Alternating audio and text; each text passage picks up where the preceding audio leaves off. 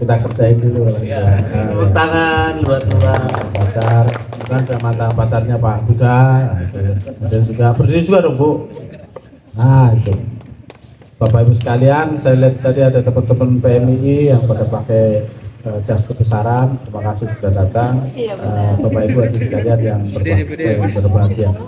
Sebelum mulai, saya mohon izin untuk meminta keikhlasan kita semua yang hadir pada malam hari ini untuk bersama-sama membaca surat Al-Fatihah. Kita khususkan kepada sahabat kita, kepada teman baik kita, sahabat Eman Hermawan yang sudah berpulang mendahului kita, dan semoga di sana beliau selalu mendapatkan rahmat dari Allah Subhanahu wa taala. Amin Allahumma amin. Li ridhoillah wa li syafaati Rasulillah wa khususan ila hadrati Eman Hermawan lahu al-Fatihah. A'udzubillahi minasyaitonir rajim. Bismillahirrahmanirrahim. Alhamdulillahirabbil alamin arrahmanirrahim maliki yaumiddin. Iyyaka na'budu wa iyyaka nasta'in ihdinas siratal mustaqim siratal ladzina an'amta 'alaihim. Terima kasih. Mudah-mudahan doa kita semua ini langsung tembus langit yang paling tinggi. Amin. Nggak tahu ini level berapa yang paling tinggi, pokoknya tembus gitu aja. Dan kita hari ini berkumpul selain ya dalam rangka haulnya sahabat Eman Hermawan, sekaligus juga launching dari sebuah buku dari sahabat Eman yang berupa kumpulan puisi yang diberi judul Kitab Putih Politisi. Ya mungkin kita sebenarnya lebih banyak nostalgia pada malam hari ini ya Pak Mansur, jadi tentang sahabat Eman Hermawan. Kebetulan pergaulan saya dengan Eman ini juga sangat lama, saya sudah lupa itu dari tahun berapa, tapi dari sejak mahasiswa kita sudah bersama-sama dan juga makin intens begitu sama-sama di Jakarta, sama-sama jadi pengurus PKB juga di pusat. Hari ini saya Wakil Ketua Umum DPP PKB, Pak Eman terakhir salah satu ketua DPP PKB yang waktu itu sempat minta, ini judulnya sebagai ketua DPP bukan minta kesempatan untuk ngurus DPC PKB Belitung, dan omongannya ke DPP waktu itu memang unik juga karena dia bilang kasih saya kesempatan untuk menata PKB Belitung. Saya nggak butuh waktu lama, saya butuh waktu 6 bulan. Akhirnya dikasih sama ketua umum sama Cak Imin 6 bulan benar, dan setelah 6 bulan beliau berpulang meninggalkan kita semua. Jadi itu seperti kayak ada tanda-tanda dari apa yang disampaikan sahabat teman. Bapak Ibu sekalian, berbicara mengenai Eman Hermawan ini menurut saya sebenarnya sangat menarik sebagai salah satu tokoh nasional yang berasal dari Belitung. Karena spektrumnya unik Eman ini, dan posisi uniknya berada di tengah-tengah juga.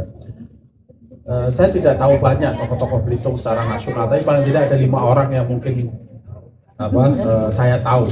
Satu di Pon Nusantara Aidit, semua orang pasti tahu bahwa Aidit, orang kalau bicarakan komunisme di Indonesia tidak bicara yang lain-lain. Pertama-tama pasti orang bicara soal Aidit.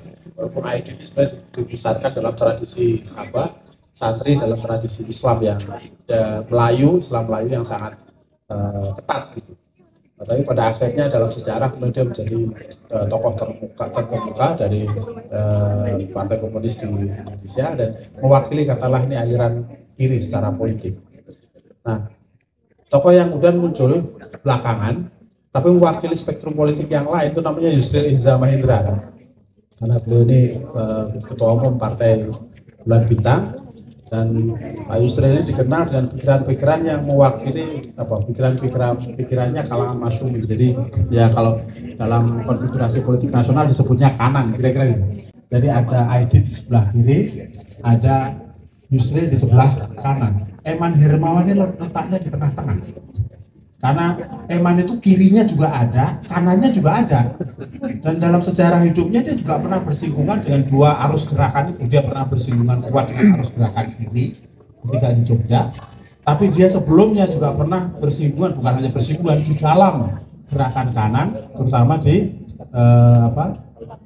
Jawa Barat dengan teman-teman Salman dan semacamnya. Dia bahkan dulu teman satu kelasnya Jumhur Hidayat yang sekarang Presiden Konfederasi Serikat Pekerja seluruh Indonesia yang secara politik juga dianggap representasi dari kalangan politik. Nah, jadi Eman ini berasal dari dua arus pikiran dan gerakan, tapi pada akhirnya sebagai tokoh dia ini meletakkan dirinya di tengah-tengah.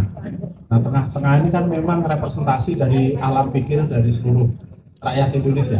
Rakyat Indonesia ini kan kalau terlalu kanan juga nggak mau, terlalu kiri juga nggak mau, maunya yang di tengah-tengah. Ya sama lah, mungkin ini karena salah satu bentuk rasa syukur orang Indonesia terhadap berkah Tuhan, di mana Indonesia ini dikasih segala sesuatu yang juga di tengah-tengah. Misalnya kita punya kemarau panas, tapi kan tidak terlalu panas. Kita punya penghujan yang dingin, tapi tidak terlalu dingin. Bandingin di tempat lain. Kalau pas panas, panasnya juga keterlaluan. Kalau pas dingin, dinginnya juga keterlaluan. Puasa misalnya di tempat lain ada yang 3 jam ya, atau bahkan ada yang 8 jam atau 3 jam bahkan. Kalau makin dekat ke Iceland sana kan puasanya pendek. Tapi saya pernah puasa di Jenewa sana di Swiss, itu lamanya puasa 18 jam. Jadi ada yang puasanya terlalu pendek, ada yang terlalu panjang. Nah, di Indonesia ternyata puasanya ya sekitar 12-13 jam, artinya di tengah-tengah saja. Kalau menggunakan bahasa lagu dangdut itu apa? Yang sedang-sedang saja. Nah, Eman itu meletakkan seluruh konstruksi pikirannya itu di arus yang tengah ini. Tapi dia memiliki pengalaman, memiliki sejarah yang cukup panjang di arus kiri sama di arus kanan. Sehingga sebagai seorang aktivis, sebagai seorang intelektual, bahkan kemudian dia juga sebagai seorang sastrawan karena dia menulis puisi, dia bisa melingkupi banyak aspek dari gerakan. Dan itu yang membuat kemudian pikiran-pikiran Eman menurut saya menjadi relevan untuk Republik ini. Itu yang pertama. Yang kedua, kita tahu bahwa sahabat Eman Hermawan ini kan salah satu orang yang pikirannya banyak, idenya banyak. Jadi Eman tuh, makanya kalau dilihat di buku ini misalnya, di kitab putih buku putih politisi ini Eman kan menuliskan temanya tidak hanya pada topik tertentu. Dia bicara soal cinta lah, soal istri lah, soal politik lah, soal kekuasaan, soal kemanusiaan, soal tokoh, macam-macam. Itu dari A sampai Z itu dia lakukan semua. Jadi spektrum pikiran itu begitu luas, sehingga sebagai seorang tokoh dia ini bisa melihat segala sesuatu itu secara lateral. Lateral itu artinya apa? Ya out of the box. Nah, ini sesuatu yang sesungguhnya kalau kita lihat dia ada sangat dipengaruhi juga oleh Gus Dur kalau dalam hal ini. Nah, makanya kalau tadi saya sempat lihat ada satu puisi dia yang tentang Gus Dur misalnya, judulnya Kangen Gus Dur. Gus Dur gradual saat merajut kekuasaan, radikal saat menegakkan prinsip, lateral saat menilai keadaan, struktural saat mengelola kekuasaan, transaksional saat berbagi kewenangan, kultural saat memanusiakan kawan dan lawan, dan dramatikal saat menghadapi kematian. Itu dirinya sendiri juga sebenarnya. Dia berbicara tentang Gus Dur, tapi seolah juga berbicara dengan dirinya sendiri. Jadi dalam banyak hal mungkin dia juga mungkin ya, walaupun dia nggak pernah ngomong bahwa saya pengen seperti Gus Dur, tapi banyak apresiasi dia terhadap pribadi Gus Dur. Teman-teman yang ini kan banyak nih teman-teman yang dari Jakarta yang dikader oleh Eman tahu betul betapa imajinasi dia tentang Gus Dur itu begitu luar biasa. Dan kebetulan Eman ini pernah menjadi muridnya Gus Hashim Wahid atau yang biasa dipanggil Gus Im, adik kandung Gus Dur yang juga sudah almarhum, yang cara berpikirnya kurang lebih juga sama seperti Eman. Jadi kebiasaan berpikir lateral ini cukup menjadi salah satu fenomena yang saya lihat di Eman Hermawan, dan itu yang membuat dia bisa masuk ke semua tema, bisa masuk ke semua isu. Nah, tapi ini catatan kalau tadi Pak Jun bilang kurangnya juga dong. Nah, itu memang tipik kekurangan dari orang yang bisa masuk ke semua itu isu itu adalah soal disiplin. Jadi disiplin ide, disiplin gagasan itu menjadi kurang. Itu sama kayak Gus Dur juga begitu. Karena ide-ide besarnya banyak, pikirannya banyak, akhirnya disiplin terhadap pikirannya itu jadi kurang.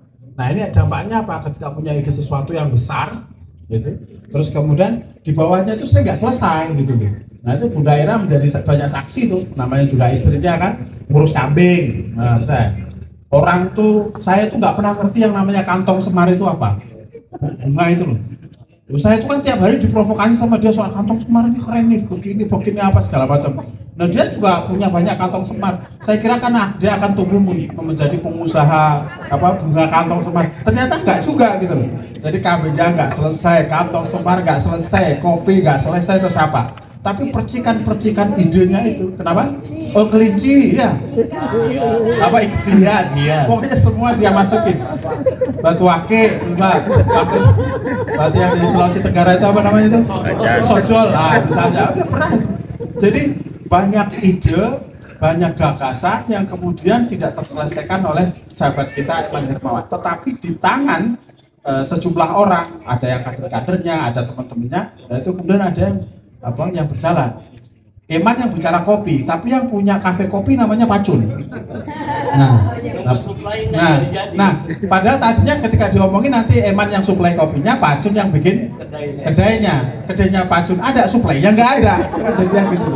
Nah, itu salah satu contoh. Tapi itu memang bukan penyakit dari seorang Eman Hermawan, itu penyakit pemimpin-pemimpin dan tokoh yang memang gagasan-gagasannya besar. Dan itu bukan soal salah atau benar. Itulah kenapa setiap pemimpin itu lalu membutuhkan tim, dia membutuhkan orang-orang yang bisa mengeksekusi gagasan, ya karena dia nggak mungkin berpikir sampai perintil-perintil, berpikir sampai detail dan segala macam. Nah itu catatan saya yang kedua. Nah yang catatan ketiga, ini sebagai catatan terakhir, nah sebagai sahabat, Eman itu ya kan, orang yang menurut saya itu sebenarnya dia selalu bicara soal hati. Walaupun omongannya dia ini lugas, tegas, terbuka, nggak tedeng ngaleng-ngaleng. Kalau suka ya dibilang suka, kalau enggak ya dia gebukin terus secara langsung ataupun lewat media sosial. Nah, tetapi hatinya dia ini sebenarnya terbuka untuk semua orang. Dan pada dasarnya dia ini sangat amat baik. Makanya sebagai pribadi dia baik, sebagai teman dia baik, sebagai senior dia juga baik. Di Jakarta ini banyak junior-junior yang menjadikan Eman sebagai wasilah. Pak Aziz ini sebagai contoh saja, tapi ini off the record ya, jangan diceritakan nama. Ya. Pak Aziz ini menjadi wakil ketua BNSP, yaitu salah satunya karena wasilahnya Pak Eman Hermawan. Jadi karena Pak Aziz ini ceritanya waktu itu lagi nganggur, kira-kira gitu aja ya gitu. Terus saya ngobrol-ngobrol sama Eman, ini Aziz ini bahaya. Orang cerdas kayak Aziz ini kalau dibiarkan nganggur bahaya, itu bisa ganggu kita itu. Kira-kira kan gitu. Kan gitu. Nah, terus gimana? Ya karena kamu yang jadi menteri kok harus carikan dia tempat lah, kira-kira gitu. Nah, akhirnya kita carikan tempat di BNSP dan alhamdulillah belum lama ini beliau terpilih kembali sebagai anggota BNSP untuk 5 tahun yang akan datang. Nah, itu cerita kecil. Ada banyak kader-kader dan junior-junior sahabat Eman dari berbagai kalangan, baik itu yang di jalur misalnya di NU, PKB, PMI, ada juga yang di jalur pergerakan. Nah, jalur pergerakan ini penting saya sebut karena tidak banyak tokoh yang konsisten di isu tertentu. Ada satu Eman yang konsisten banget, namanya isu perempuan. Dan Eman itu punya mimpi untuk menjadi seorang feminis yang beneran itu. Makanya Bunda Ira dan anak-anaknya yang kebetulan dua perempuan kan. Ini beruntung karena Eman itu punya perspektif feminisme yang kuat. Dan kalau kita bicara soal feminisme itu kan judulnya sebenarnya ya misi besarnya kan memfeminisasi kehidupan. Kalau terlalu maskulin itu kan pasti itu nggak kalah, menang, kasar, kira-kira kan gitu itu tuh.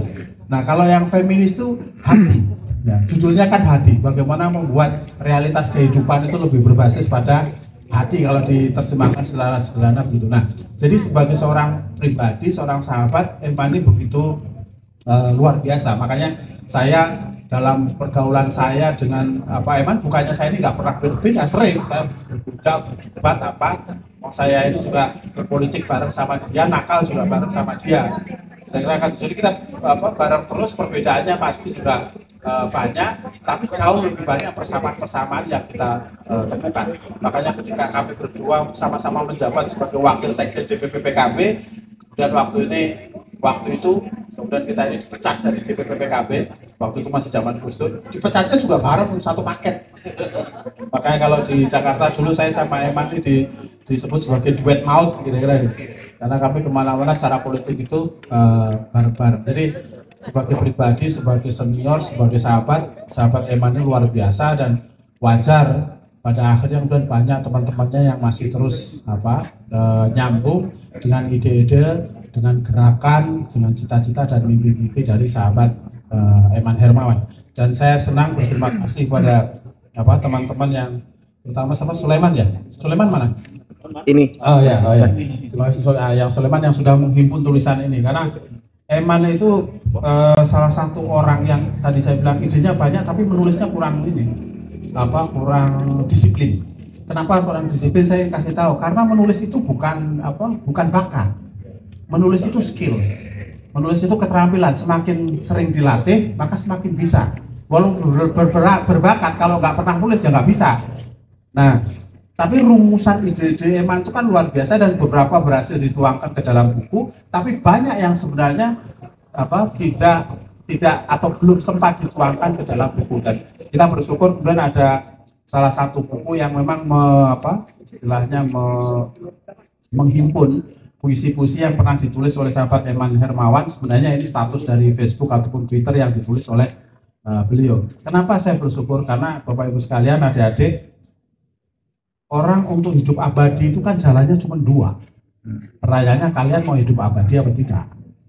Are you gonna be immortal or not? Kan itu. Kalau mau, pilihannya cuma dua. Satu, menulis. Karena kalau kata para Buddha Anantatur, menulis itu bekerja untuk keabadian.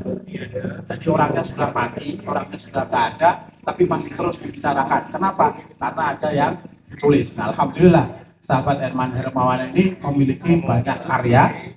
Ada 2 atau 3 buku juga yang saya tulis bareng-bareng sama sahabat Eman. Yang kedua, selain menulis, itu adalah melakukan sesuatu yang layak ditulis orang. Jadi kalau Anda nggak bisa menulis, kita nggak bisa menulis, ya kita harus melakukan sesuatu yang bisa ditulis orang. Pak Jokowi itu nggak bisa nulis, tapi banyak orang yang menulis tentang dia. Nah, melakukan sesuatu itu apa harus yang besar gitu? Bapak, kalau mau ditulis orang, saya harus jadi bupati dulu, jadi gubernur dulu, jadi presiden dulu, terus berapa banyak orang yang bisa jadi bupati, gubernur, atau presiden? Enggak. Soal menulis itu bukan soal posisinya apa, jabatannya apa, soal ditulis orang itu. Tetapi seberapa inspiratif hal-hal yang dia lakukan selama hidup. Jadi kalau kita bisa melakukan sesuatu yang inspiratif buat banyak orang, ini bisa hal-hal kecil tapi yang dijalani secara istiqomah, dijalani secara kontinu dan terus menerus. Misalnya seperti kasus Butet, ya kan, Butet yang mengurusi anak rimba kan, ada masyarakat rimba di daerah pedalaman Jambi sana.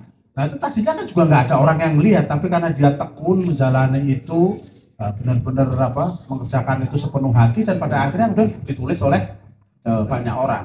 Jadi saya kira kembali lagi, jadi saya bersyukur bahwa kemudian sahabat Eman Hermawan yang sudah meninggalkan kita semua ini memiliki sejumlah karya, termasuk kitab putih politisi ini yang akhirnya bisa membuat orang mengenang beliau, menjadi pelajaran, menjadi hikmah bagi banyak orang untuk belajar mengenai banyak. Saya kira itu mungkin 3 catatan umum saya mengenai sahabat saya Eman Hermawan yang sampai hari ini saya kira kader-kader di NU dan wabil khusus di PKB dan teman-teman di PMI ini pasti namanya tidak akan pernah lupa. Mudah-mudahan nama Eman Hermawan ini terus terpatri di kader-kader pergerakan ila yaumil qiyamah. Amin. Saya kira itu yang bisa